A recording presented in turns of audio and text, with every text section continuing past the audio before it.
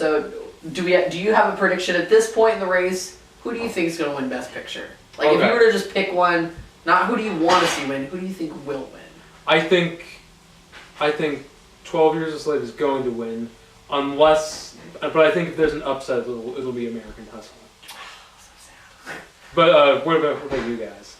I think it's going to go to 12 Years a Slave. I think they're very definitely the front runner at this point. People want Probably you to the front runner at this point. People want you to think that they're not because they're not getting all the awards.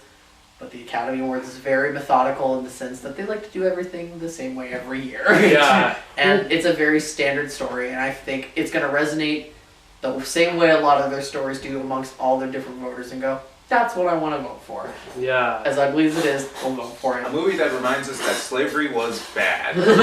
just a quick reminder. A revolutionary new lesson. I know. And then, but yeah, if there's going to be an upset, I think it's going to be American Hustle. The thing that I think is interesting is what about Mo? Don't skip Mo. Oh yeah. Sorry, Mo. Yeah, 12 Years a Slave, but if there's an upset, I have no idea. Again, I've seen 2 of the 10 films nominated, so I can't weigh in all that much.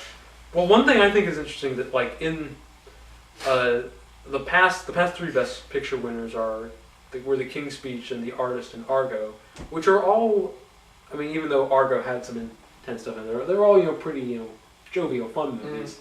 And 12 Years a Slave would be breaking that streak, but I think the reason it might do that is because if it is a shootout between 12 Years a Slave and Gravity, it's kind of like back in 2009 when it was a shootout between Avatar and The Hurt Locker. And of course they couldn't bring themselves to pick Avatar, and I think Gravity may end up. For that. Yeah. I think what they did. I think sometimes when it doesn't go to the more lighthearted or there's a happy ending story, they give it to the movie with a message, which is the Iraq War, or in this case, slavery. We gotta bring attention to it. Yeah. It's their annual. And I think public service announcement. And I think they do it by default. They do it only if they can't bring themselves to pick something else.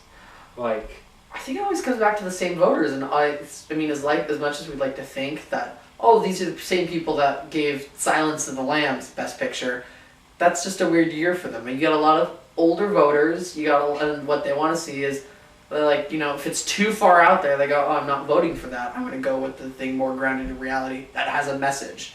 And that's what they're going to go with. Yeah.